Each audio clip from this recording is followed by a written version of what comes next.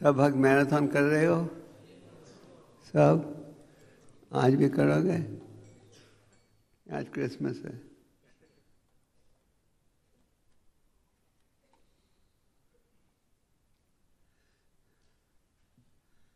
मुझे वृंदावन जाना है तो ये बड़ी छोटी क्लास होगी। हरे कृष्णा।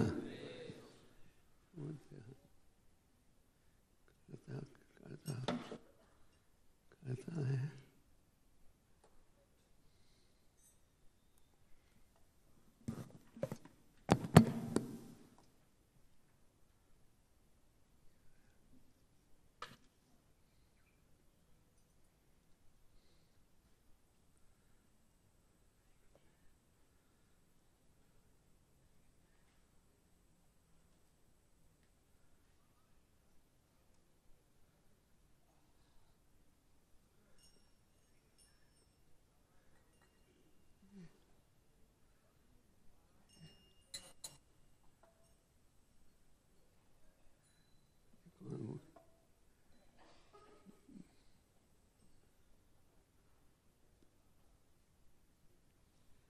हरे कृष्णा।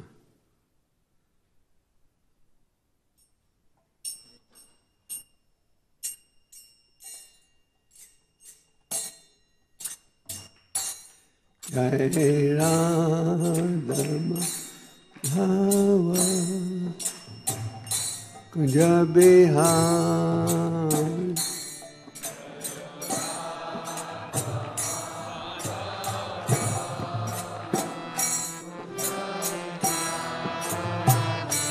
जय राधा माधव कुंज बिहार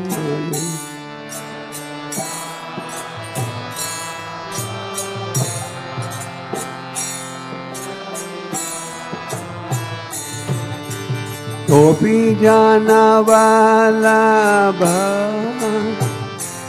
वरदान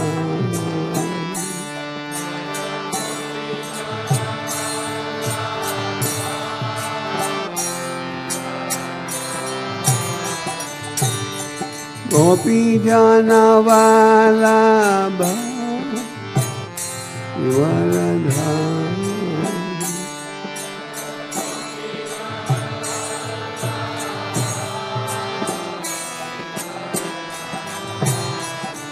जय राधा जय बिहार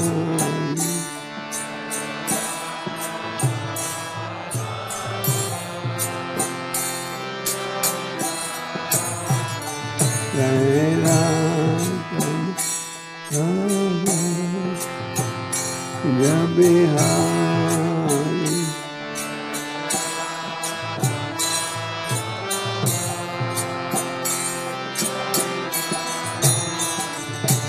सोदानंदन ब्रज जन रंजन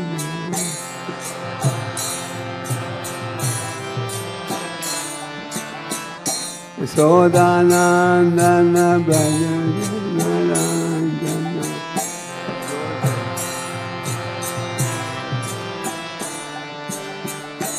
यमुना तीर वनचारी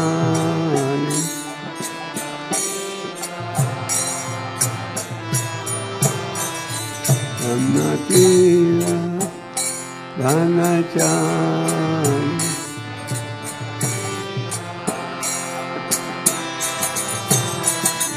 जय राधा माधव जय बिहारी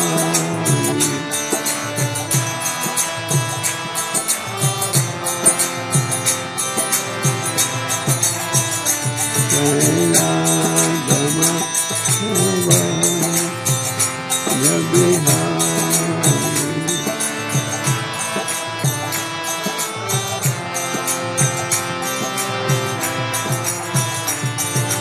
गोपी जाना वाला वरदानी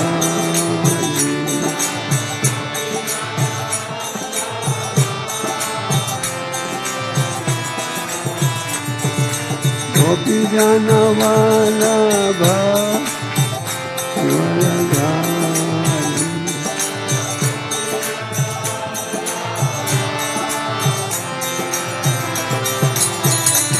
सौदानंदन भज जन रंजन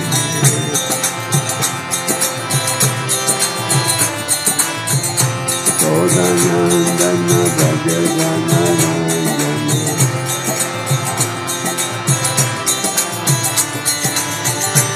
अन्नतीरा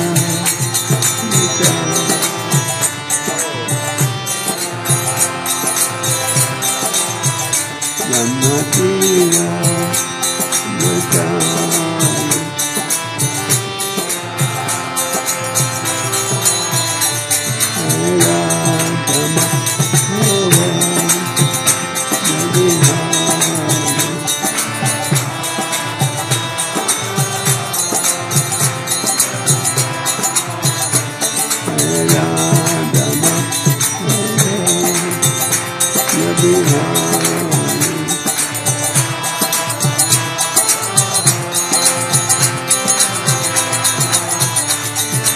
गोपी जन वल्लभ वरधारी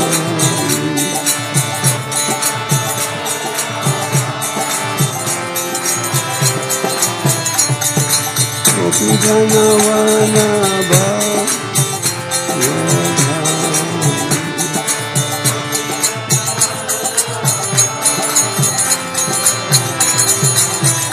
सौदानंदन भज जन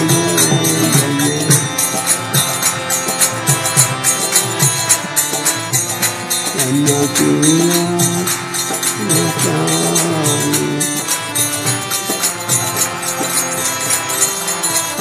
अन्नतीरा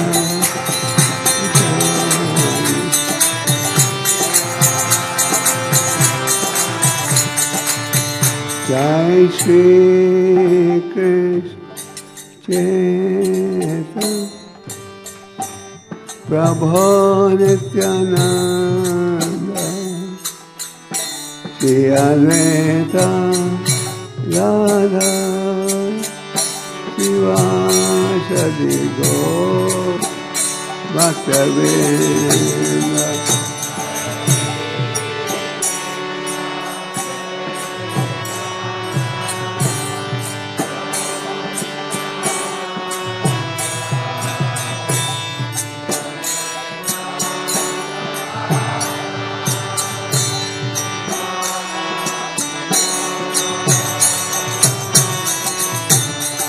जय श्री कृष्ण चैतन्य प्रभु नित्यानंद श्री अद्वैत राधा शिवासदि गौर भक्तवृंद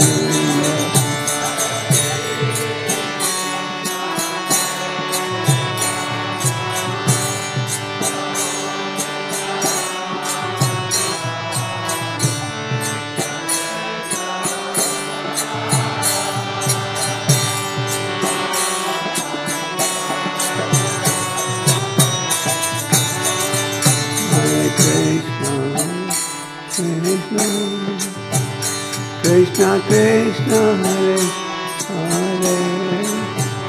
Hare Hare Rama Rama Rama Hare Hare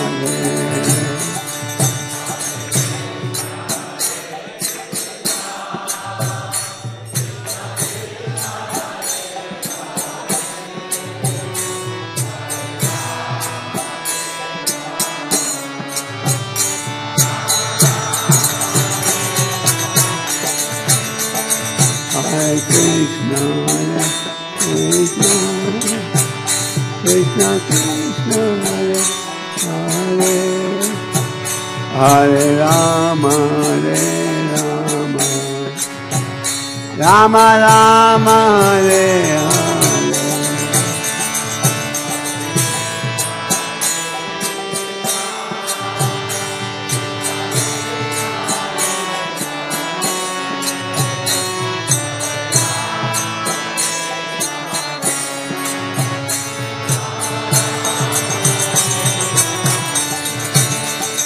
Hare Krishna, Krishna Krishna, Hare Hare, Hare Rama,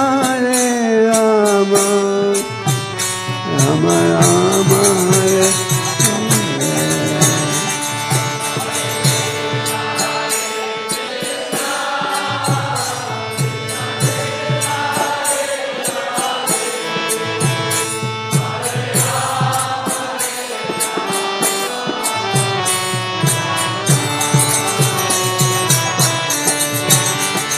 Hare Hare Krishna, Krishna Krishna, Hare Hare, Hare Rama, Rama Rama,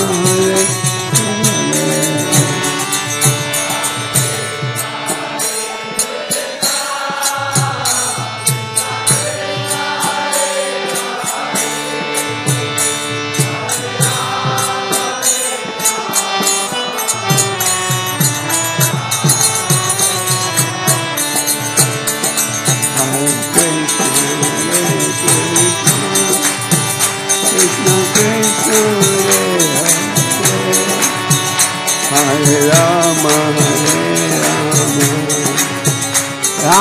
Rama,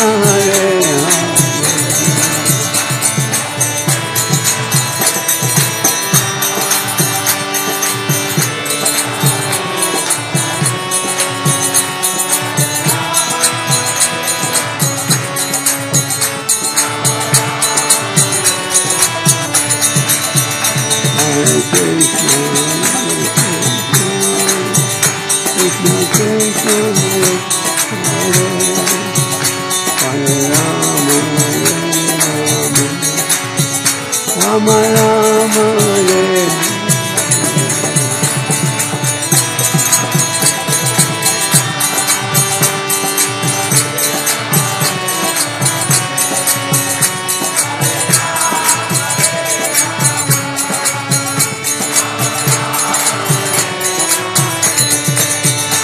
Hare Krishna, Krishna Krishna, Hare Hare, Hare Rama,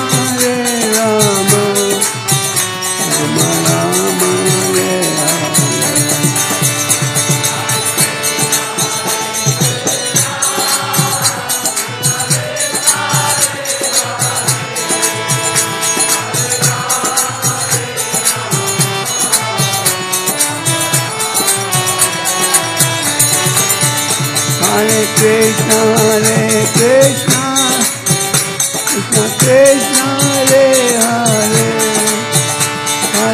Rama, Hare Hare. Rama Rama, Hare Hare.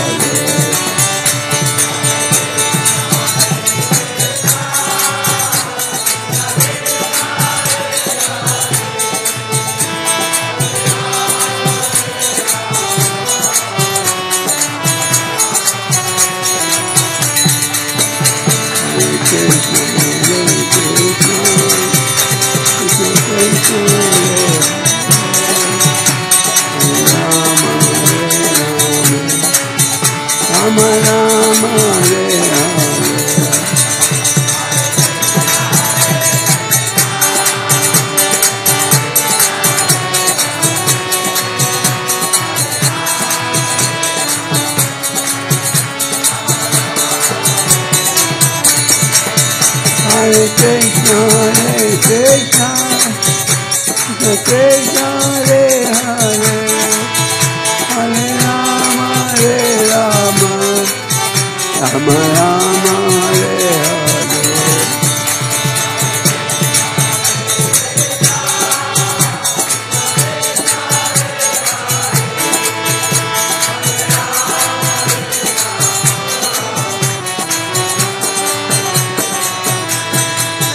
Hare Krishna, Krishna Krishna, Hare Hare, Hare Rama, Rama Rama, Hare Hare.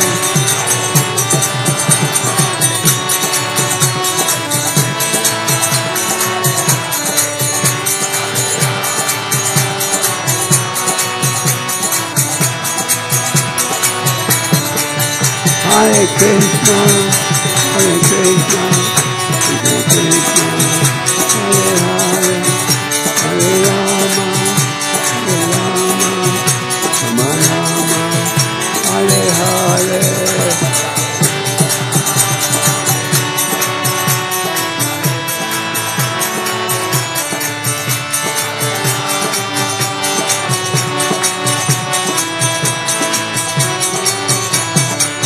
Jai Prabhupada, Prabhupada, Prabhupada, Jai Prabhupada.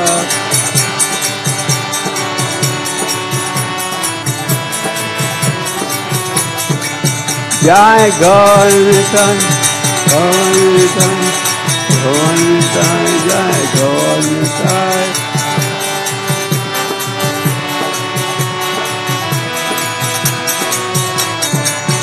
Jai Radha Parsati Radha Parsati Radhe.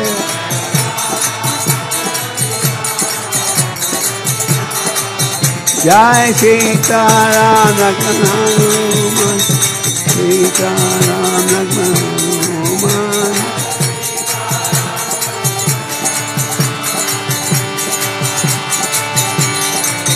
Hari Bol, Hari Bol. Hari Bol, Hari Bol.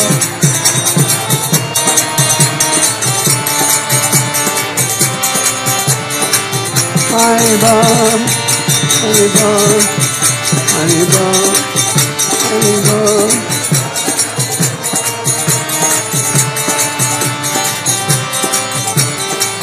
Hari Bol, Hari Bol, Hari Bol, Hari Bol.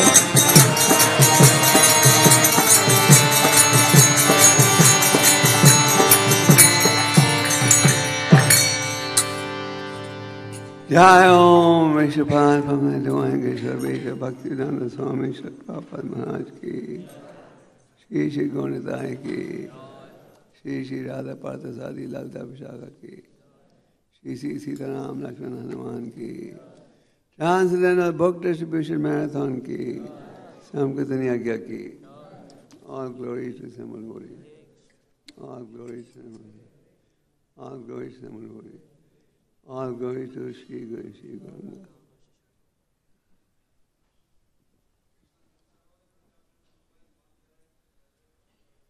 Oh, mobiles band करें.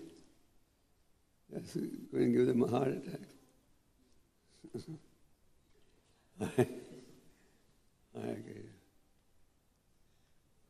Om Namo Bhagavate Vasudevaya. Om Namo Bhagavate Vasudevaya. Om Namo Bhagavate Vasudevaya. तो हर सोमवार को यहाँ चैतन्य चैतन्यता पर class होती है ना. आज हम चैतन्य चैतन्यता के बजाय चैतन्य भागवत की एक लीला पर चर्चा करेंगे. ठीक है. लीला आपने सुनी हुई है, पर फिर से सुनने में कुछ नुकसान नहीं. तो ये है चैतन्य भागवत की लीला, जगाई मदाई की कथा, जो कि मध्यकंद 13वें अध्याय में प्राप्त होता है.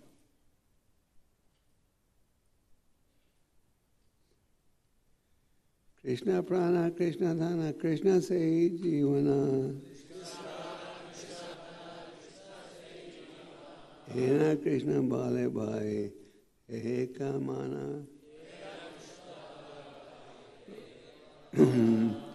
कृष्ण प्राण कृष्ण धन कृष्ण से जीवन,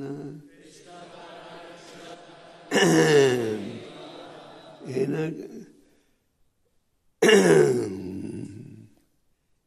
कृष्ण बाले भाई हे कनवाना. कृष्ण प्राण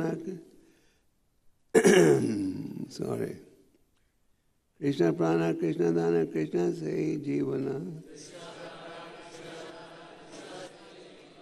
हे कृष्ण बाले भाई हे श्याम माना कृष्ण प्राण कृष्ण दाना कृष्ण से जीवना हे न कृष्ण बाले भाई हे कमाना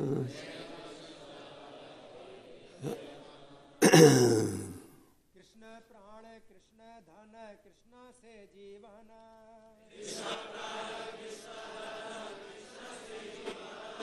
बिना कृष्ण बल भाई भाई एक मन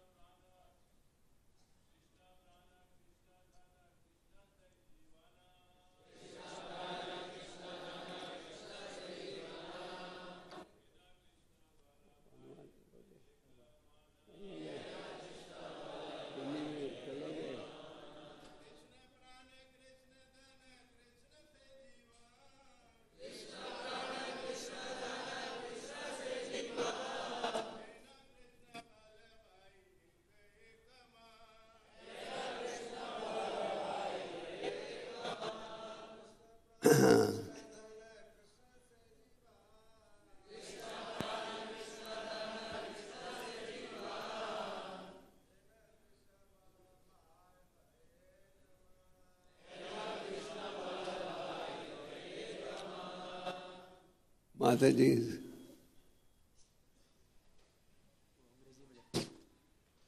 अंग्रेजी में लिखा है। ओके अनुवाद मेरे पीछे बोलिए। श्री कृष्ण आपके प्राण हैं, श्री कृष्ण आपके धन हैं और श्री कृष्ण आपके ही जीवन हैं। हे भाई, उन्हीं कृष्ण का नाम पूर्ण एकाग्रता के साथ लीजिए। तात्पर्य है श्रील भक्ति सिद्धांत सरस्वती ठाकुर के द्वारा। तो श्री कृष्ण ही एकमात्र आदि जीवन शक्ति हैं। श्री कृष्ण के प्रति जो झुकाव है तो यही लक्षण है श्री कृष्ण भावना भावित जीवन का। जितने जीव हैं जो श्री कृष्ण से विमुख हैं तो वे जीवन से रहित हैं। जो भी वस्तुएं श्री कृष्ण से संबंधित नहीं हैं वे व्यर्थ हैं। श्री कृष्ण ही एकमात्र सभी पूर्णताएं प्रदान करते हैं और श्री कृष्ण से विमुख होना ही अपने आप में प्रमाण है कि व्यक्ति भौतिकता में बंधा है और जीवन से रहित है। जो भी वस्तुएं श्री कृष्ण से संबंधित नहीं हैं तो वे माया की शक्ति के द्वारा ही सजाई जाती हैं। इसलिए जितने व्याकरण के साहित्य हैं जो कि शिक्षा देते हैं कि ऐसी चर्चाएं करें जो कृष्ण से संबंधित नहीं है, तो उनके द्वारा विशुद्ध और सर्वोच्च कल्याण जीवों को नहीं प्राप्त होता है। श्री कृष्ण ही एकमात्र परम पूजनीय है। इसलिए श्री कृष्ण का गुणगान ही एकमात्र प्रामाणिक पथ है। श्रीमद् भागवत 5:18-13 में ये कहा गया है कि जिस प्रकार से जल जंतु हमेशा इच्छा करते हैं कि वे अगाध जल राशि में रहें, उसी प्रकार से सभी बद्ध आत्माएं स्वाभाविक रूप से चाहते हैं कि परमेश्वर के व्यापक उपस्थिति में वो निवास करें। इसके साथ और श्लोक हैं जो बोर्ड पर नहीं लिखे हुए, जो हम पढ़ना चाहते हैं। सुना सुना नित्यानंद, सुना हरिदास, सर्वदा हमारा आज्ञा कर प्रकाश। हे नित्यानंद, हरिदास, जाओ और घर घर प्रचार करो। और आगे का प्रति घरे घरे गिया करच भिक्षा, बोलो कृष्ण भाजो कृष्ण करो कृष्ण। हर घर में जाओ और भीख मांगो। क्या भीख? कृष्ण का नाम लो, कृष्णा की उपासना करो और कृष्ण के शिक्षा को अपनाओ। ओम ज्ञानतिमिरान्धस्य ज्ञानाञ्जनशलाकया चक्षुरुन्मिलितं येन तस्मै श्रीचैतन्यमनोभीष्टं स्थापितं भूत स्वयं रूपा जय श्री कृष्ण चैतन्य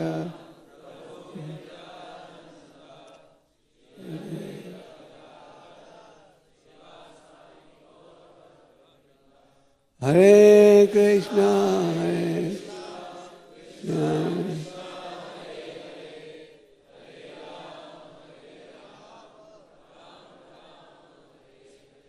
हरे कृष्ण। इस श्लोकों द्वारा हम भक्तों को बड़ा महत्वपूर्ण संदेश दिया जा रहा है। क्या है वो संदेश? कि हम सबका क्या भाव होना चाहिए। तो आप चैतन्य भागवत में बड़े गहराई के साथ इस लीला का वर्णन पढ़ते हो, किस प्रकार दो पतितों का उद्धार किया, किसने? नित्यानंद ने और हरिदास ठाकुर ने। चैतन्य महाप्रभु एक दिन नित्यानंद हरिदास को बुलाया। नित्यानंद उनके सनातन साथी हैं। नित्य आनंद, आनंद का अर्थ है आनंद, नित्य का अर्थ है सनातन। जो भगवान नित्यानंद की शरण ले वो केवल आनंद ही आनंद अनुभव करेगा। नामाचार्य हरिदास ठाकुर, हरिदास ठाकुर बहुत ही ऊंचे कोटि के भक्त है। दिन रात जप माला में लगे रहते थे। 3 लाख बार जाप समाप्त किए बिना कुछ खाते भी नहीं थे और बोलते भी नहीं थे। उनका जन्म हुआ था मुसलमान खानदान में। राजा उस समय बंगाल का एक मुसलमान था और उसका एक प्रसिद्ध अधिकारी था जिसका नाम था चांद काजी। चांद काजी ने राजा से शिकायत की, ये हरिदास, इसने मुसलमान खानदान में जन्म लिया है और ये हिंदुओं के भगवान का नाम ले रहा है, हमारी कौम की बेइज्जती हो रही है, इसे रोका जाए। राजा ने हरिदास को बुलाया, कहा कि तुम्हारा जन्म इतनी ऊंची जाति में हुआ है और तुम नीति जाति वालों के संग रख रहे हो। हम तो किसी चावल के दाने को, किसका हिंदू का हाथ भी लग जाए तो उसको छूते नहीं है। किसी चावल खेती में अगर चावल को हाथ भी लग जाए हिंदू का, हम खाते नहीं हैं। और तुम हिंदुओं का नाम ले रहे हो, शर्म नहीं आती तुम्हें? तुम्हारी पूरी मुसलमान बरादरी की बेइज्जती करा रहे हो। तो हरिदास ने कहा, भगवान एक ही है, भगवान के अनेक नाम हैं, तो मेरी इस नाम में रुचि है तो क्या अपराध। तो राजा ने कहा, अभी भी तुम पछता सकते हो अपने अपराधों का। क्या शब्द है? कलाम, मुसलमानों का एक शब्द है कुरान में। अभी भी तुम कलाम कलाम कलाम कह दो तो तुम सब पापों से माफ हो जाओगे। तो हरिदास ने कहा, भगवान के नाम लेने में क्या अपराध है? उन्होंने उपदेश दिया। चांद काजी ने कहा, ये व्यक्ति सुधरेगा नहीं, इसको मौत की सजा देनी चाहिए। ले जाओ इसे घसीट कर 22 बाजारों में और पीटो इसे खूब, इसको समझ आ जाए क्या अपराध किया है। उन दिनों में सजा का एक साधन था कि जो मुजरिम होते थे उन्हें बाजारों में घसीटा जाता था और राजा के सिपाही ने पीटते थे। और अक्सर ये अभ्यास था कि दूसरे बाजार तक पहुंचने तक व्यक्ति की मृत्यु हो जाती थी। तो चंद्रकाजी ने राजा से कहा, इसे मौत की सजा देनी चाहिए, ये हमारी पूरी बरादरी की बेइज्जती कर रहा है। राजा ने अपने गार्ड्स सिपाहियों को बुलाकर कहा, ले जाओ इसे घसीट कर और पीटो इसे खूब। तो राजा के सिपाहियों ने राजा के आदेश के अनुसार घसीटना शुरू किया और मारते गए मारते गए मारते गए। एक बाजार बीत गया, दूसरा बाजार बीत गया, तीसरा बाजार, हरिदास अभी तक जिंदा है। सब आश्चर्य हो रहे थे क्योंकि अक्सर दूसरे बाजार की समाप्ति पर मृत्यु हो जाती थी। इस प्रकार घसीट कर 22 बाजार पर पहुंच गए। 22वें बाजार पर पहुंचे तो जो पीट रहे थे उन्होंने हरिदास से कहा, हरिदास हमें क्या शक्ति है, 22 बाजारों तक पीटा है, अभी तक तो मरे नहीं। अब इस कारण राजा हमें जिंदा रहने नहीं देगा क्योंकि हमने तुम्हारी मृत्यु नहीं की। तुम्हारे कारण अभी हमें फांसी हो जाएगी। तो उन्होंने कहा हरिदास, तो हरिदास ने कहा, हरिदास ने जैसे चैतन्य भागवत में हरिदास की इस लीला की तुलना की जाती है, मोबाइल ऑन है अभी भी, प्रहलाद महाराज की लीला के साथ। प्रहलाद महाराज को अनेक कष्ट भुगतने पड़े, पहाड़ों की चोटी से फेंका, झेलों सांपों ने घेरा, जहर खिलाई गई, पर हर स्थिति में प्रहलाद की सुरक्षा हुई। राखे कृष्ण मारे के, कृष्ण राखे के। तो हालांकि हरिदास को पीट रहे थे राजा के सिपाही, हरिदास मन द्वारा भगवान कृष्ण का चिंतन कर रहे थे मन के द्वारा, और हरे कृष्ण मंत्र बोलते जा रहे थे और उन्होंने मंत्र बोलना समाप्त नहीं किया, मंत्र बोलना रोका नहीं। तो जब 22वें बाजार में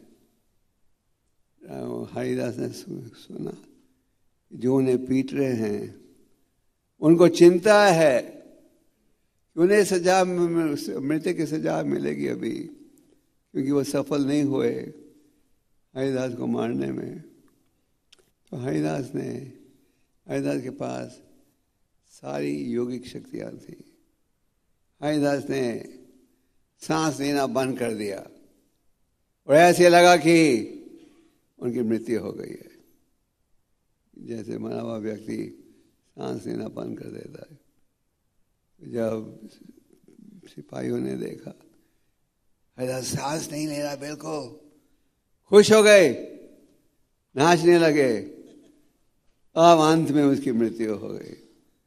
पर हरिदास का व्यवहार देखो, यहां उसे पीट रहे थे लोग मारने के लिए, और जब हरिदास ने सुना कि उन्हें चिंता है कि उनकी मृत्यु हो जाएगी, तो हरिदास ने कहा उनको माफ कर दो, उनके उद्धार का सोच रहे थे। तो सिपाही ले गए हरिदास को राजा के पास। 22 बाजारों के बाद इस व्यक्ति की मृत्यु हुई है। तो राजा ने कहा मुसलमान विधियों के अनुसार अंतिम संस्कार कर दो। चांदकाजी ने कहा नहीं, ये तो बड़ा अपराधी था, मुसलमान विधियों के अनुसार अंतिम संस्कार नहीं करने चाहिए, फेंक दो इस बदमाश को गंगा में।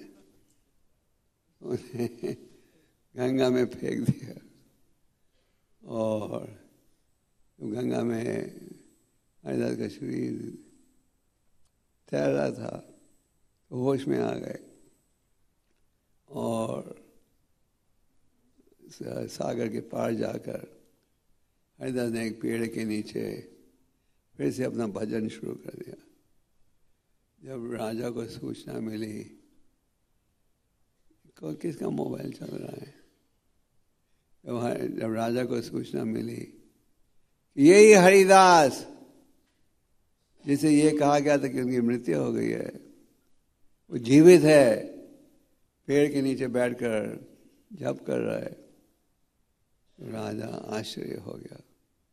राजा ने सोचा ये व्यक्ति सचमुच महान संत है। और राजा उसके पास गए, अपराधों की क्षमा मांगी और हरिदास को कहा जो सुविधा चाहिए लीजिए, वही नाम लीजिए। तो ये संक्षेप में हरिदास के अनेक लीलाओं में एक लीला है जिसमें आप देखते हो कि किस प्रकार भगवान ने हरिदास की सुरक्षा की। और जब हरिदास को पीटा जा रहा था, हरिदास के मन में केवल एक ही भाव था, भगवान का चिंतन। और हरिदास क्या सोच रहे थे, इनको सजा नहीं, इनका उद्धार कैसे हो। हमारी स्थिति में अगर कोई हमें कष्ट दे तो हम क्या कहते हैं, जरूर बदला लेना चाहिए, वो एक थप्पड़ मारे हमें दो मारने चाहिए। तो यहाँ हरिदास के विषय में आप देखते हो, उन्हें पीट रहे थे इस उद्देश्य के साथ कि मृत्यु हो जाए। हरिदास सोच रहे थे उनका उद्धार कैसे होगा। इसे हमें वैष्णव की भावों के विषय में बड़ी महत्वपूर्ण शिक्षा प्राप्त हो रही है। तो एक दिन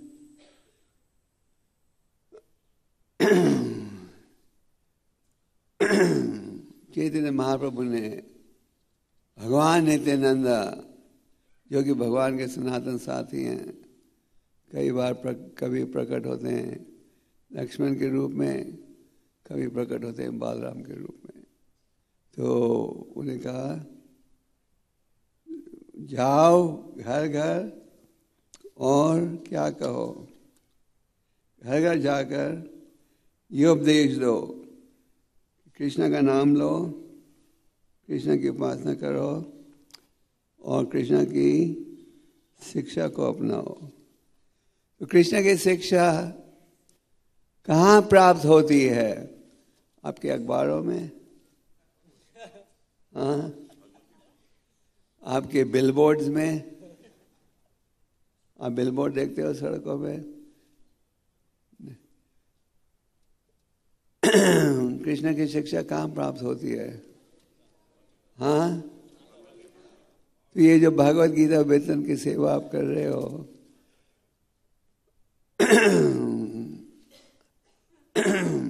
जो भगवत गीता वेतन की सेवा कर रहे हो, ये चैतन्य महाप्रभु के आदेश के अनुसार है, कृष्ण की शिक्षा।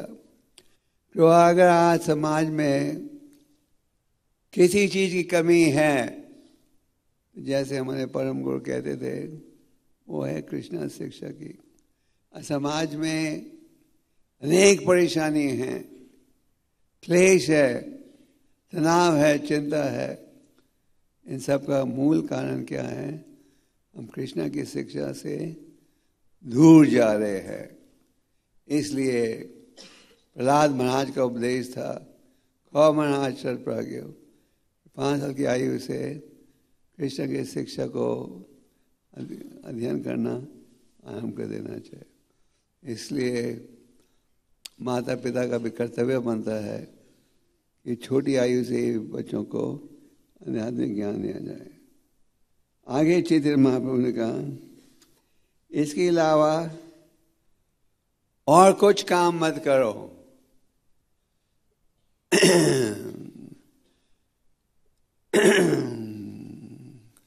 इसके अलावा और कुछ काम मत करो। क्या काम करो? उपदेश दो लोगों को, ये महत्वपूर्ण उपदेश। इसके अलावा और कुछ काम मत करो। आगे चैतन्य महाप्रभु ने कहा, और प्रचार के बाद आकर मुझे रिपोर्ट दो। आपने सुना ही है, रिपोर्ट दो। क्या ये बताओ कि प्रचार का क्या अभ्यास था। जैसे प्रभुपाद जी भी भक्तों से पूछते थे, जब प्रभुपाद के समय लाइफ में बनाना प्रिंसिपल सेवा थी प्रचारकों की, तो प्रभुपाद पूछते थे जब भक्त आते थे, so how many members you met today, कितने लोगों को कितने लोगों को जोड़ा। और इसलिए उसी आदेश के अनुसार हम भगवान को रोज सुबह रिपोर्ट देते हैं कि पिछले दिन प्रचार का क्या परिणाम था। तो चैतन्य महाप्रभु ने कहा इसके अलावा और कुछ मत बोलो, और हर दिन की समाप्ति पर आकर मुझे बताओ तुमने क्या किया है। अगर कोई आलसी भक्त है तो उसको सुधार सकते हैं। जब चैतन्य महाप्रभु भक्तों के साथ गुंडीचा मंदिर की सफाई कर रहे थे, उसमें अनेक भक्त जुड़े थे, सारे भक्त कार्य कर रहे थे, कोई चर्चा नहीं, केवल महामंत्र का उच्चारण। और लोगों की सेवा क्या थी? धूल इकट्ठा करना, फर्श, दीवार, स्काई, सीलिंग, सब जगह से मिट्टी निकाली जा रही थी। और हर व्यक्ति जमा कर रहा था, मैंने इतनी मिट्टी निकाली, दूसरा हमने इतनी मिट्टी निकाली। और चैतन्य महाप्रभु स्वयं सब पार्टियों के पास जा रहे थे, ये देख रहे किसने ज़्यादा मिट्टी निकाली है, किसने कम। और जो ज़्यादा निकाले उसे कहते थे जो कम निकाल रहा है उसका सहयोग दो, कैसे वो ज़्यादा अच्छी तरह काम करे। जैसे प्रचार के दौरान भी जिन भक्तों का ज़्यादा अभ्यास है वो ट्रेनिंग देते हैं उनको जिनका कम अभ्यास हो। तो ये था महाप्रभु का आदेश। तो आगे चैतन्य महाप्रभु ने कहा लोगों को ये शिक्षा दो कि कृष्ण ही आपका प्राण है और कृष्ण ही आपका असली धन है। तो असली धन क्या है? आज के ज़माने में हम सोचते हैं बैंक बैलेंस असली धन है, संपत्ति, बड़ी मोटर, बड़ा मकान असली धन है। पर असली धन क्या है? क्या है? कृष्ण धन। कृष्ण तुम्हारा प्राण है, कृष्ण तुम्हारा धन है और कृष्ण ही तुम्हारा जीवन है। दूसरे शब्दों में जीने की सफलता जब प्राप्त होती है जब आप कृष्ण की सेवा करो। ये ध्येय का उपयोग करना चाहिए भगवान की सेवा में। और धन, अगर धन हो, धन का उपयोग करना चाहिए किस लिए? कृष्ण की सेवा में। और कृष्ण ही तुम्हारा जीवन है। जीवन का उद्देश्य ये नहीं कि पशुओं के समान इंद्रिय तृप्ति के कार्य में जुड़ो, पर भगवान की सेवा में जुड़े। आगे क्या कहा? लोगों को कहो कृष्ण का नाम लो और बड़े ध्यान से। नाम तो हर स्थिति में ले सकते हो, पर ध्यान से लोगे नाम तो ज़्यादा लाभ होगा। हम रोज सुबह 10 नाम अपराधों का वर्णन करते हैं और 10वें नाम अपराध के 2 भाग हैं। एक है भौतिक आकर्षण रखना। रोज हम सुनते हैं इन दोषों से बचो। जब भी हम इन दोषों के प्रति आकर्षण रखते हैं और ध्यानपूर्वक जाप नहीं करना। तो इसमें इस श्लोक में भगवान चैतन्य महाप्रभु ने कहा, कृष्ण तुम्हारा प्राण है, ये धन है, ये ऐसी जीवन है, और कृष्ण का नाम लो पर एकाग्र ध्यानपूर्वक जब आप लोगे तो उसका असर तेजी से होगा। कई बार भक्त कहते हैं हम इतने सालों से हरि नाम ले रहे हैं पर हमारा भौतिक आकर्षण समाप्त नहीं हो रहा, क्या कारण है? तो दोष हरि नाम में नहीं है, दोष मरीज में है, वो ध्यान से नहीं ले रहा। तो चैतन्य महाप्रभु के आदेश के अनुसार नित्यानंदा और हरिदास ने क्या किया? घर घर जाकर विचार शुरू किया। घर घर जाकर, जैसे आप जब गीता का वितरण करते हो, कई भक्त घर घर जाते हैं, कई भक्त स्टॉप लाइट्स में जाते हैं। कभी कभी हम सोचते हैं कि घर घर जाना का लाभ नहीं होगा। मैं कई घटनाओं को जानता हूँ, वह घर घर जा रहे थे और जुड़े, उन्होंने कईयों को जोड़ा। जैसे आपने अहमदाबाद में हमारे शिष्य हैं विश्वरूप, जो व्हील चेयर में हमेशा रहते हैं। हमारे एक भक्त है अहमदाबाद में, विचारुदास गृहस्थ भक्त, जो नौकरी करते थे और करते। तो शनिचर और एतवार को वो बुक डिस्ट्रीब्यूशन में जाते हैं। जैसे हमारे वाशिष्ठ का प्रभु की एक योजना है वीकेंड वॉरियर्स। तो घर घर जा रहे थे, तो एक घर में पहुंचे जिसमें 2 बेटे थे और दोनों फिजिकली डिसेबल थे। दोनों बेटे व्हील चेयर में थे। क्या है?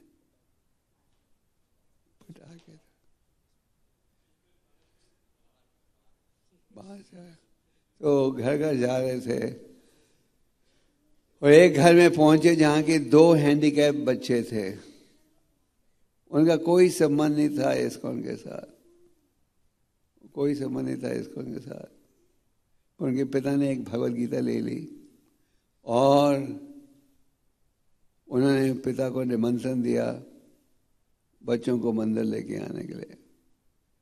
डॉक्टरों ने सूचना दी थी, क्योंकि दोनों भाई पैदाइशी डिसेबल थे, कि बस और 1-2 साल जिएंगे ज़्यादा से ज़्यादा। उन्होंने गीता पढ़ना शुरू किया, मंदिर आना शुरू किया, हरि नाम का उच्चारण शुरू किया। एक भाई की तो मृत्यु हो गई थी कोई 6-7 साल पहले। दूसरा भाई 28 साल का अभी भी जिंदा है और प्रचार करता है। तो ये परिचय कैसे हुआ? घर घर जाते हुए। ये जो ईसाई लोग हैं वो लोग घर घर जाके बाइबल बांटते हैं पूरे भारत में। उन्हें पूरे भारत का को डिवाइड किया हुआ है। तो चैतन्य महाप्रभु का आदेश ये था कि घर घर जाओ और हर व्यक्ति से विनती करो, बड़े विनम्रता के साथ। विनम्रता आवश्यक है। तो महाप्रभु के आदेश के अनुसार हरिदास और नित्यानंद ने प्रचार करना शुरू किया। कई घरों में वो गए, उनका बड़ा हार्दिक स्वागत हुआ। भक्तों ने, लोगों ने कहा, दोनों जा रहे थे प्रचार करने सन्यासी के वस्त्रों में। सन्यासी महात्मा आ गए हैं हमारे घर, बोले हम क्या सेवा कर सकते। और जब उन्होंने कहा महाप्रभु का क्या संदेश है, उन्होंने स्वीकार कर लिया, कहा हाँ हम जरूर इसका पालन करेंगे, कृष्ण का नाम लेंगे, कृष्ण की भजन करेंगे और कृष्ण की शिक्षा को अपनाएंगे।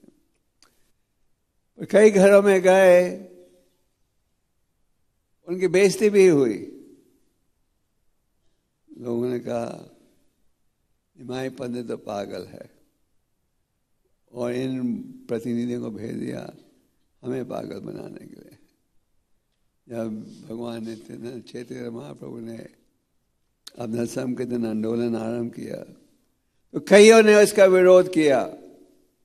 मुसलमानों ने तो विरोध किया, कहा कि अगर हम निमाई के संकीर्तन आंदोलन को नहीं रोकेंगे तो सारे मुसलमान हिंदू बन जाएंगे। और मुसलमानों का राज्य था। एक मुसलमान था जो बार बार काजी से शिकायत करता था, रोको निमाई के संकीर्तन आंदोलन को। तो काजी ने देखा कि जब भी वो मिलता था उस मुसलमान को, वो हरे कृष्ण मंत्र का जाप कर रहा था। तो मुझसे काजी ने कहा, ये बड़े आश्चर्य की बात है, तुम दिन रात आकर शिकायत करते हो रोको रोको रोको, और जब मैं तुम्हें देखता हो तुम हरे कृष्ण बोल रहे हो। तो उसने स्वीकार किया, ये बात सच है। जब से मेरा परिचय हुआ ये हरि नाम के साथ, ये हरि नाम एक जीभ से निकलता ही नहीं। बहुत प्रयास करता हूं पर निकलता ही नहीं। तो कई मुसलमानों ने विरोध किया, तो कई हिंदुओं ने भी विरोध किया, खास करके जिनका धंधा खराब हो गया था। महाप्रभु ने कहा हरि नाम लो, सब दूसरे मार्गों को छोड़ो। तो हिंदू ने जाके भी चंद काजी को शिकायत की, ये तो हमारे धर्म की बेइज्जती कर रहा है। मैंने आपको शायद पहले सुनाया था, जब हमारे अमेरिकन भक्त पहली बार प्रचार के लिए इंडोनेशिया देश में गए, जहाँ की लगभग आबादी मुसलमान है, तो ऊपर कई हिंदू भी हैं, खास करके बाली वगैरह में कई हिंदू ब्राह्मण ने सरकार से कहा, ये जो विदेशी हिंदू आए हैं ये हिंदू नहीं है। क्यों बोला ऐसे? क्योंकि ये विदेशी हिंदुओं ने एक सभा में कहा, व्यक्ति ब्राह्मण बनता है गुणों के आधार पर, जन्म के आधार पर नहीं। ये शराब पीने वाले हिंदू ब्राह्मणों को अच्छा नहीं लगा, तो कई सालों के लिए हम इंडोनेशिया में प्रचार नहीं कर सके। खैर, तो कई हिंदुओं ने भी शिकायत की। फिर आप चाणक्य जी की कथा जानते हो, उन्होंने अपने प्रतिनिधियों को भेजकर दंगा छुड़वा दिए थे। तो जब हरिदास और नित्यानंद ने प्रचार शुरू किया तो कई हिंदुओं ने भी उनका साथ नहीं दिया। फिर कई घरों में वो गए, लोगों ने रोका, कहा कि जब हमने प्रयास किया था तुम्हारे कीर्तन मंडली में उपस्थित होने के लिए, तुम लोग ने रोक दिया था। महाप्रभु ने अपना संकीर्तन आंदोलन श्रीवास आंगन में शुरू किया था, जो कि हमारे मायापुर मंदिर से ज़्यादा दूर नहीं है। और श्रीवास आंगन में केवल जो कि महाप्रभु के निकट के भक्त थे उन्हें अधिकार था उपस्थित होने के लिए, क्योंकि महाप्रभु अपनी अद्भुत लीला प्रकट कर रहे थे। और महाप्रभु 7-8 घंटे लगातार कीर्तन करते थे, और उनके प्रिय निकट के भक्तों के अलावा किसी को इजाजत नहीं थी। एक ब्राह्मण था जो कि केवल दूध के सहारे जीता था और कुछ नहीं खाता था। तो बार बार श्रीवास को कहता था, मुझे देखने दो, मैं महाप्रभु की कीर्तन को देखना चाहता हूँ। तो श्रीवास कहा, नहीं, तुम अंदर नहीं आ सकते। फिर श्रीवास ने उन्हें इजाजत दी। दरवाजे में एक छोटा सा छेद कर लिया था, जिसके पीछे छुपकर वो ब्राह्मण महाप्रभु की अद्भुत लीला का दर्शन ले रहा था। और महाप्रभु ने एकदम कीर्तन रोक दिया। कोई इधर है जिसे नहीं रहना चाहिए। शिवाज ने घबरा कर कहा, हाँ, एक ब्राह्मण मुझे बहुत सता रहा था, तो मैंने उसको इजाजत दी है कि छोटे सेक से एक सके। तो महाप्रभु ने कहा केवल दूध पीने, मतलब कि उनकी ब्राह्मण तपस्वी था तो भक्ति भावना नहीं थी, तो महाप्रभु की कृपा से वो भक्त बन गया। तो कई घरों में वो गए, ऐसे व्यक्ति थे जिन्हें रोका गया था अंदर उपस्थित होने से। जब महाप्रभु नित्यानंद हरिदास उनके घर में पहुंचे, उन्होंने कहा जब हमने प्रयास किया था अंदर प्रवेश करने के लिए शिवा संगम में, तुमने रोक दिया, और हम तुम्हें अपने घर में नहीं आने देंगे, गेट आउट।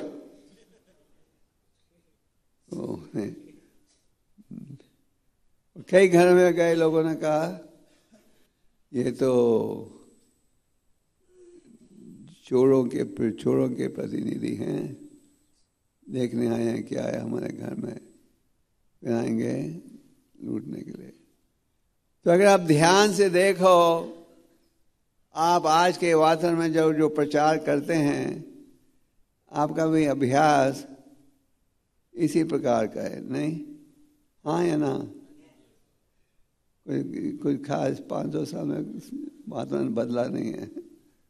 आप कईयों के घरों में जाते हो, बड़े उत्साह से आपका स्वागत करते हैं, कहते हैं हम तुम्हारी राह देख रहे थे, साधु महात्मा कब आएंगे मैराथन के समय, और कहते हैं कितनी पेटी चाहिए हम लें, आप कहते हो 100 पेटी वो ले लेते हैं। कहीं तो बड़े धार्मिक मिलते हैं कि नहीं? और कई आपको मिलते होंगे जो आपको आपकी हंसी उड़ाते हैं, कई कहते होंगे आपको कोई ना कोई बहाना देते होंगे। तो हमें घबराना नहीं चाहिए। जब इस प्रकार का अभ्यास हो तो हमें यही सोचना चाहिए, अगर ऐसा अभ्यास भगवान नित्यानंद हरिदास का हो सकता है, हमारी तो बात ही छोड़ो। ये उम्मीद नहीं करनी चाहिए कि हर स्थिति में हर व्यक्ति कहेगा हमें ग्रंथ दो। भक्त कई बार कहते हैं जब लोग ग्रंथ लेते हैं हमारे से तो हमारा उत्साह बढ़ जाता है, और जब वो कहते नो नो नो कोई बहाना देते हैं तो उत्साह कम हो जाता है। ये सच बात है?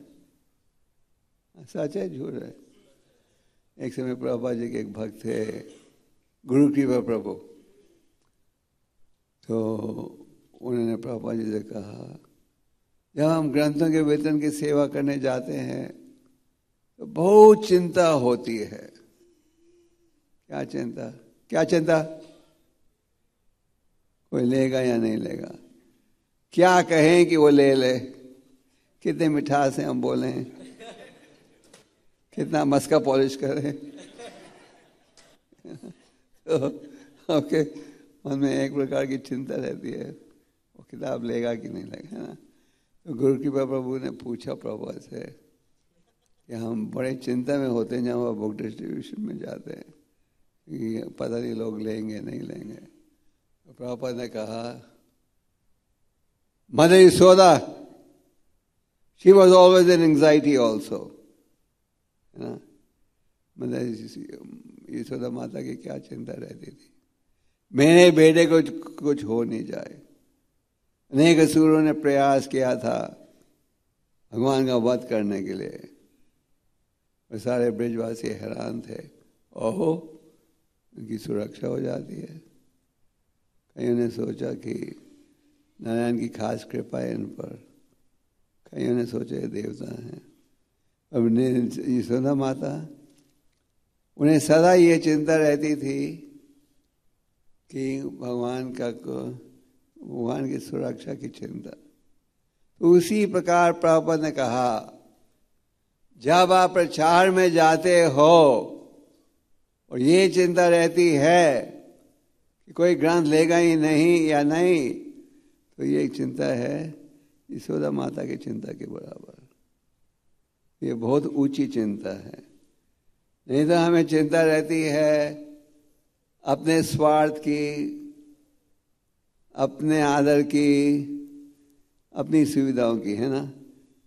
हमें अच्छा कमरा मिलेगा या नहीं, हमें अच्छा आदर मिलेगा कि नहीं, हमारी प्रशंसा करेंगे लोग कि नहीं, हम तो इस प्रकार के चिंता में रहते हैं।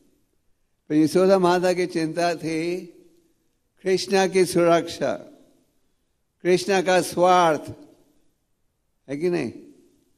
आप भागवतम के 10वें स्कंद में पढ़ते हो।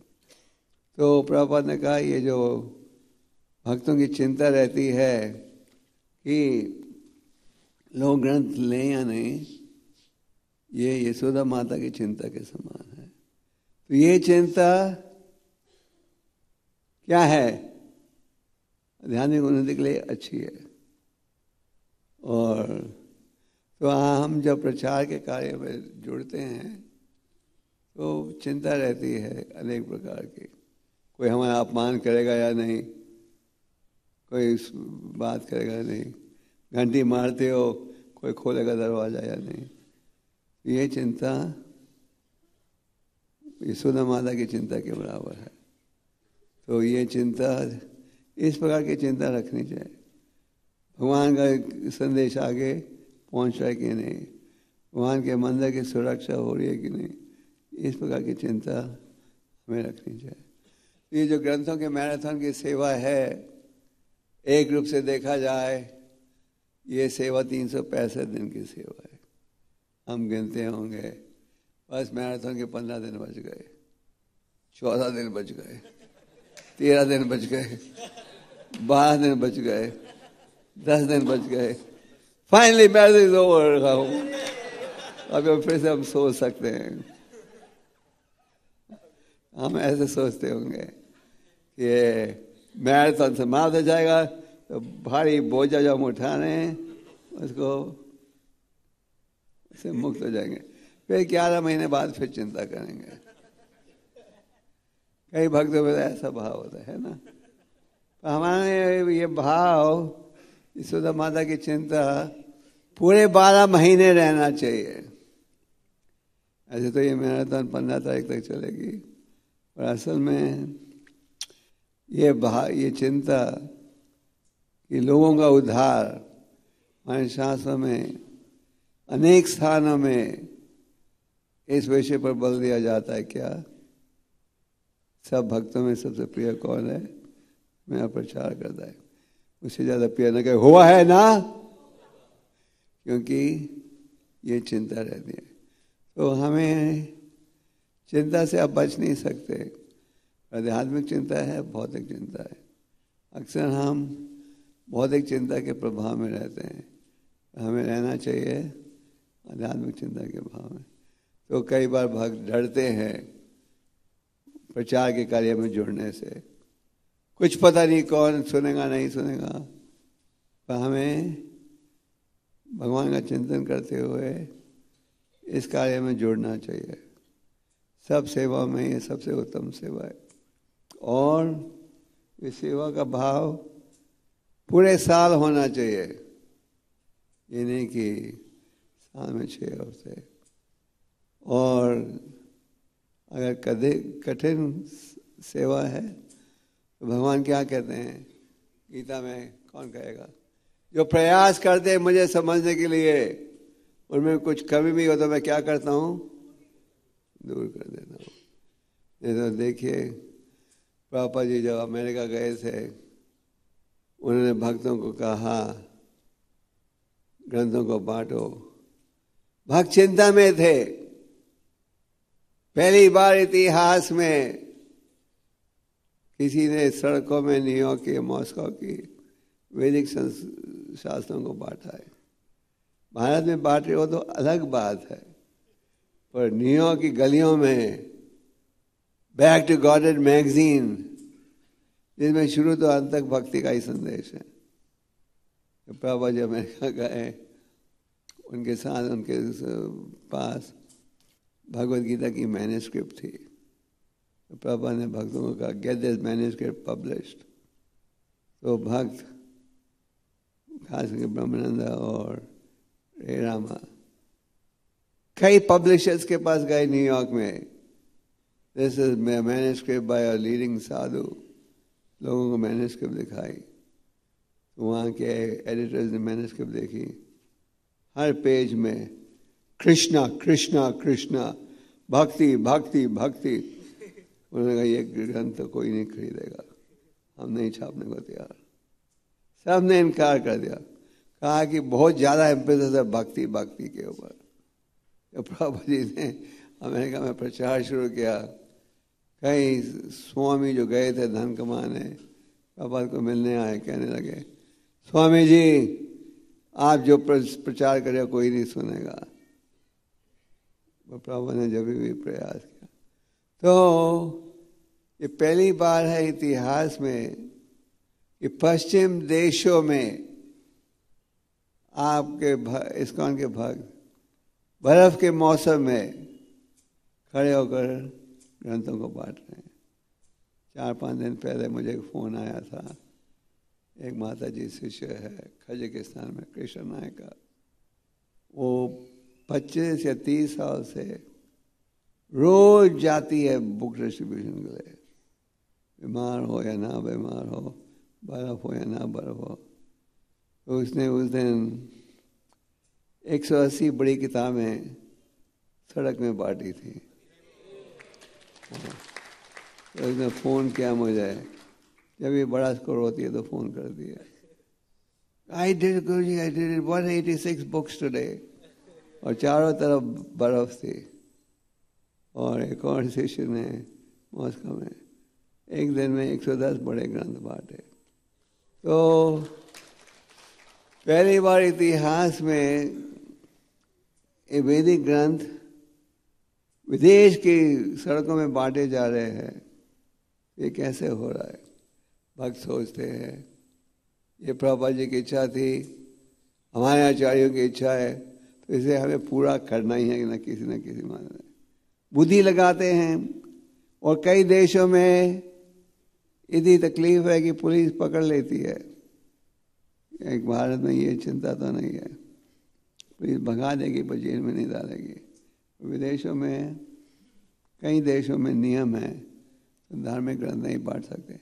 जब भी भक्त जाते हैं चिंता में रहते हैं, ईश्वर माता जैसे भगवान बुद्धि देते हैं।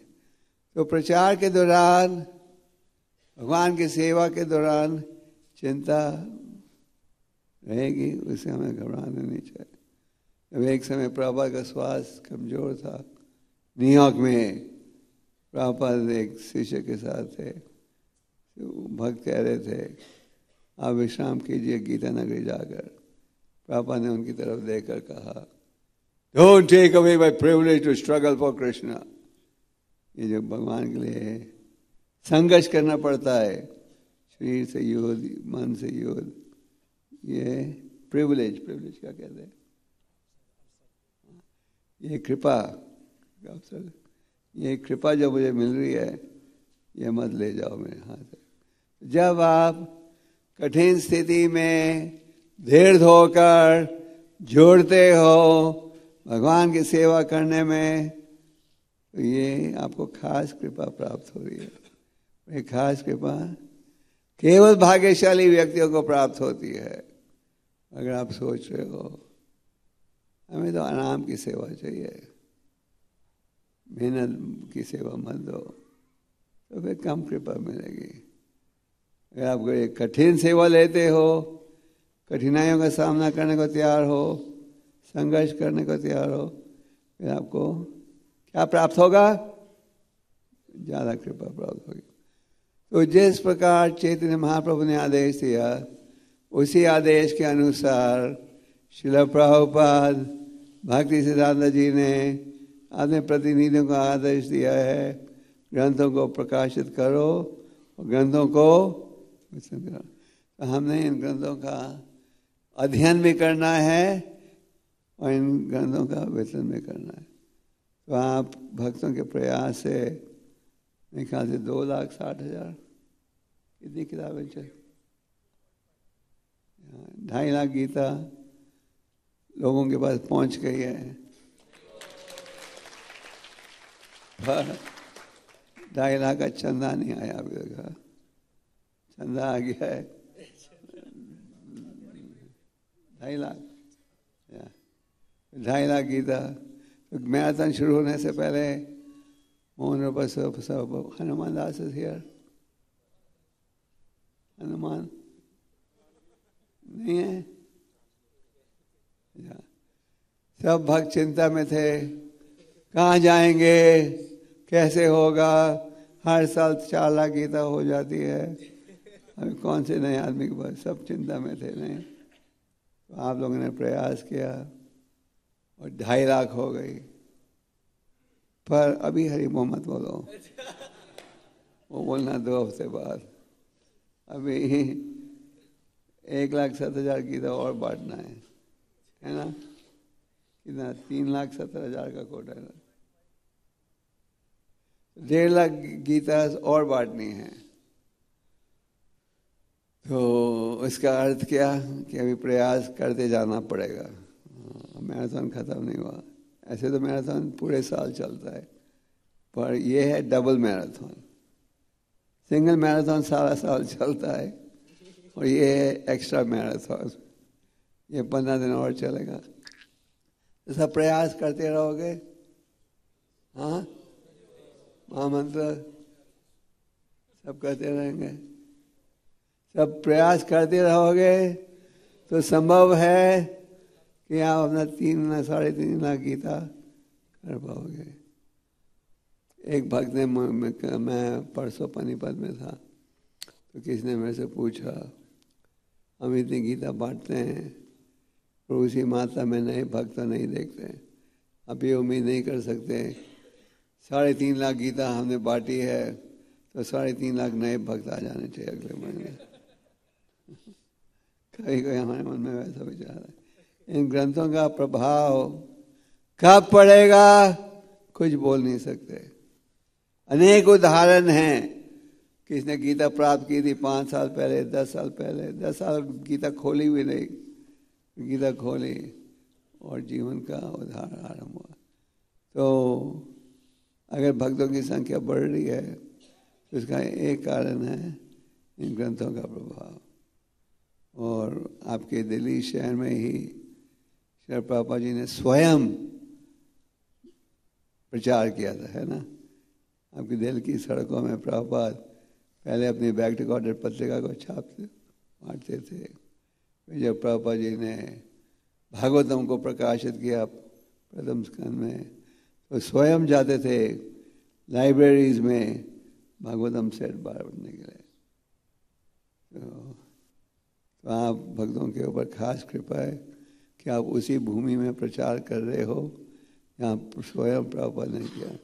इसलिए मेरे ख्याल से आप भक्तों को ज़्यादा कृपा मिल रही है। तो प्रयास करते जाओगे, मैराथन चलते जाएगा। हाँ, 3,70,000 का टारगेट करेंगे। और जो हिचक रहे हैं प्रचार करने से, इस भाव के साथ ये कठिन सेवा है, उन्हें ये भी भूलना नहीं चाहिए, जितनी कठिन सेवा करोगे उतनी ज़्यादा कृपा मिलेगी। जितना त्याग करोगे उतनी ज़्यादा कृपा मिलेगी। जितना सुख भुगतने का प्रयास करोगे उतनी कम कृपा मिलेगी। तो ये आप चुन लो, आपको क्या चाहिए, ज़्यादा कृपा चाहिए या कम। और चिंतन और प्रयास करोगे भगवान सहयोग देंगे। तो यशोदा माता की चिंता किन किन को चाहिए? सबको। जब आप चिंता में हो, कठिन स्थिति में हो, यशोदा माता की लीला का स्मरण करो। ओके, हरे कृष्णा। कोई प्रश्न? हरि बोल।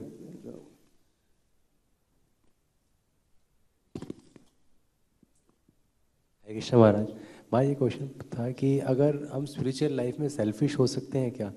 स्पिरिचुअल लाइफ में सेल्फिश हो सकते हैं? जैसे पे बहुत सारी रिस्पॉन्सिबिलिटीज़ होती हैं, तो उसके अंदर हमारी वजह से बहुत कुछ है, फैमिली, ऑफिस, तो कई बार सब कुछ शट डाउन करना पड़ता है। अगर स्पिरिचुअल लाइफ को अगर टाइम थोड़ा ज़्यादा देना चाहते हैं तो उसमें कई लोग परेशान होते हैं हमारी वजह से। अगर हम सोच रहे हैं कि हम टाइम देंगे यहाँ पे, तो इसमें क्या करना चाहिए? हमारे हर्ट हो जाते हैं लोग, क्योंकि वो चाहते हैं हमको भी टाइम चाहिए, फैमिली को टाइम चाहिए, तो उसमें मतलब क्या करना चाहिए महाराज?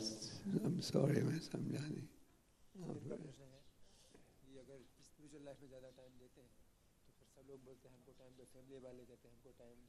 मतलब अलग अलग रिस्पॉन्सिबिलिटीज़ है महाराज, तो सब लोग हर्ट होते हैं कि हमको समय नहीं मिल रहा है, या फिर बहुत सारे ऑफिशियल रिस्पॉन्सिबिलिटीज़ हैं, मतलब फैमिली रिस्पॉन्सिबिलिटीज़ हैं, अगर वो करते हैं तो आपके सामने चैलेंज ये है कि आपने भौतिक जिम्मेदारियों को भी निभाना है और आध्यात्मिक जिम्मेदारियों को भी। वे कैसे करना, दैट इज इंटेलिजेंस। ठीक है, थैंक यू महाराज। एक तो अगर घर वाले बहुत ज़्यादा समय चाहते हैं कि भक्ति के लिए समय नहीं बचे, तो फिर आपको बुद्धि लगानी पड़ेगी। थैंक यू महाराज। भाई एक क्वेश्चन हुआ था, क्या हमें स्पिरिचुअल डिजायर्स रखनी चाहिए? जैसे मटेरियल डिजायर तो रखनी चाहिए, स्पिरिचुअल डिजायर्स, क्या हमें स्पिरिचुअल डिजायर्स रखनी चाहिए? स्पिरिचुअल डिजायर्स, आध्यात्मिक इच्छाएं रखनी चाहिए महाराज हमें कुछ? हाँ, क्या स्पिरिचुअल डिजायर्स रखनी चाहिए हमें क्या, या कोई डिजायर नहीं रखनी चाहिए? Spiritual desires, spiritual desires. हाँ, जरूर होनी चाहिए, जरूर। हाँ, ये भाव कोने कोने में मंदिर हो, हर व्यक्ति के पास जापा माला हो, हर व्यक्ति गीता का अध्ययन करे, ऐसे भाव रखने चाहिए। भौतिक स्मरण की बजाय आध्यात्मिक स्मरण। Okay, any more questions? Thank you, Maharaj. Yes, quickly.